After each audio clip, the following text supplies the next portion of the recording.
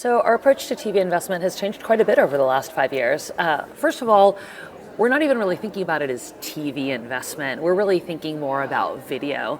It's how the consumers are consuming this long-form, screen-based medium. So we think about it across all of those. The second thing that we're doing is we don't plan sequentially. We don't start with TV and then add on CTV and work our way that way. We're really looking holistically at all the video landscape with the intention of finding the most effective and efficient next incremental reach point. And the third thing that we're really doing in television is being much more precise and addressable as much as we can. So there's a few ways that we're doing this. First is with partnerships with media owners and combining those data points with our own people-based data systems to be much more precise in targeting our audiences across a media ecosystem, and then enabling digital-enabled linear television activation, which really means that we can buy linear TV almost like we do the digital landscape. So that's a great segue into the next question, because you talked about how your expectations and the approach has changed. How do you know what works? How do you approach that measurement piece? Yeah, so we know that measuring TV and all video isn't necessarily as precise as digital formats, but we're getting there and we're moving in those directions. So one of the things we really think about is, and really this depends on the advertiser and the partner and their specific objectives, but we're thinking a lot more about performance and effect on specific audiences versus broader demos. And the second thing we're doing is really thinking and championing like the industry cross-channel measurement and effectiveness on a holistic plan, not channel by channel.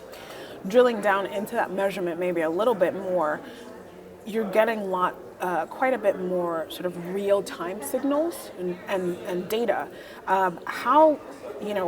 What's the value of that data in sort of the measurement process? Yeah, so that's precisely where we're going, right? So the more we're consuming video on smart TVs and on smart devices, the more data signals we're getting, the more data points we're getting, and the closer and closer we can get to this cross-channel measurement. And that's maybe not as much of a pipe dream as it was a few years ago. So a lot of movement in that space, and I think it'll really, truly be impactful on the industry as a whole. So, there's also been talk about a shift in terms of using TV, which had always been sort of a brand awareness medium, into one that's more driving sales or direct response. How do you balance this new phase of TV in that way? Yeah, so I wouldn't call it one or the other. It's not brand versus sales. And that's what's really exciting about the evolving digital formats that we have across video. We're talking a lot about shoppability and shoppable commerce and video formats. And as tech evolves, I think that's really the great and next frontier, is thinking about how television becomes both at once as we truly collapse this funnel. It's not brand or performance, it's both. And the key is going to be balancing champion and evolving those together across the digital video formats. So my last question, maybe shouldn't be the least one, is we talked about data signals, we talked about sort of performance and brand, not brand versus performance. We haven't talked about creative. What's the role of creative in campaign success? Does it still matter? Yeah, absolutely. So dentsu has actually been, we're in our 5th year of attention research. We call it the Attention Economy Project.